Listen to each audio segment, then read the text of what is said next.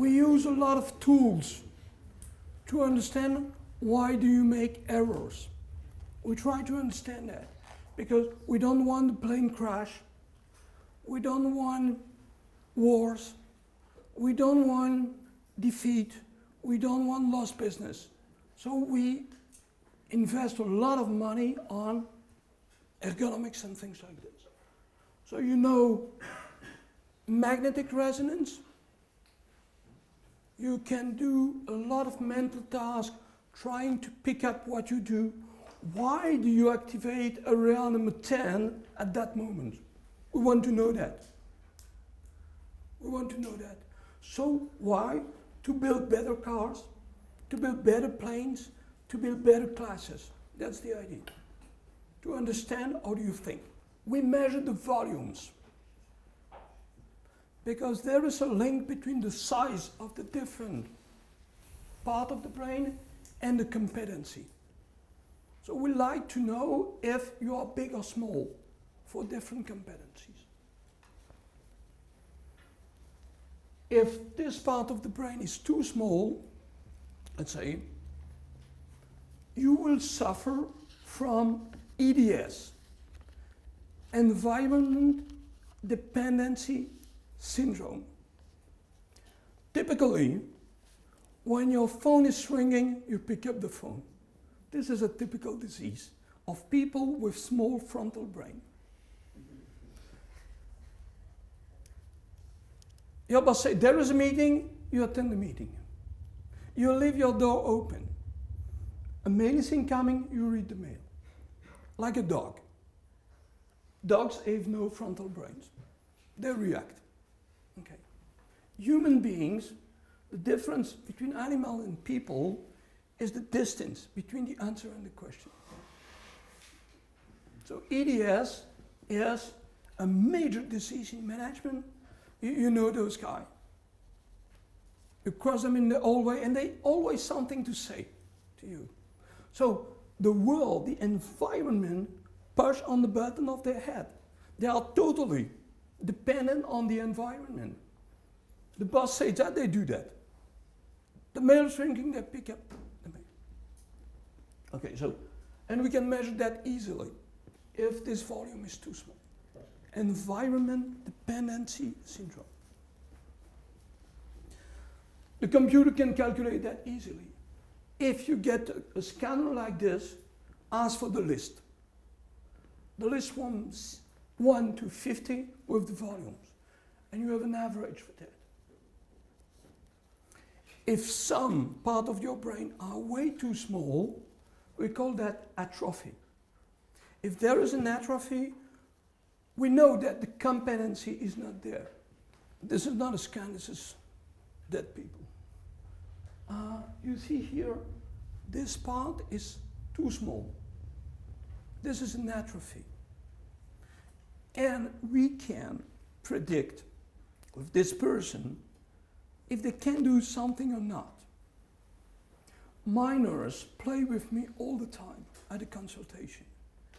She brings me the image of the patient and asks me who will enter your office. And I should guess the gender, age, capacities, and I've become quite good at this, just looking at that. Personally, I'm scanned all the time, and I have an handicap. I have a mental handicap. One part of my brain is too small, way too small. I hope you will not notice. I will make everything to escape that. But I'm quite a big handicap. Okay, working with SCP, working with ERP systems, we tend to get results, to make profit by organizations. We build companies. We build companies around profit. Can be social profit. For non-profit organization, it's still profit. But you give back the money to social people. Okay, but it's profit. Spending less than you earn. To do that, to build organizations, you should build a software around the organization that will monitor care for the organization, so you protect profit from the start. You're not here to lose money. You should protect profit from the start. Before inventing your company, you should protect the profit from the start. For that, we work with procedures, processes. How do we design processes? Like this. We ask two groups of people to solve a problem. Okay, we picked that from Harvard Business Review, case review. We place electrodes on the head to calculate, let's say, electrical flows. How people think. How do they decide? And then we ask you, or the jury, to separate guys with the good answer, accurate, and those with inaccurate solution. Okay? So we know that activating the brain like this gives good results, good business result. If they think like this, the probability to make a profit will increase. So we will pump this intelligence into the software and force those guys to think like this. Okay? ERP systems will force them. Example, when you are flying in an aircraft, you are as safe with the co-pilot and with the pilot. Why? Because there are no pilots. They just follow the procedures. Forcing people to follow the machine will guarantee low-level bad decisions. You go to your bank, you want a loan. If you face the young credit officer, it's not good for the bank, because this guy has a high level of bad loan. Will give you money and you will not get his money back. With the seasoned credit officer, he has a low bad loan. Will you fire this guy?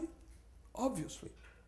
Or you will force him to think like this. So go to your bank. If you face the young credit officer, you will say, stop.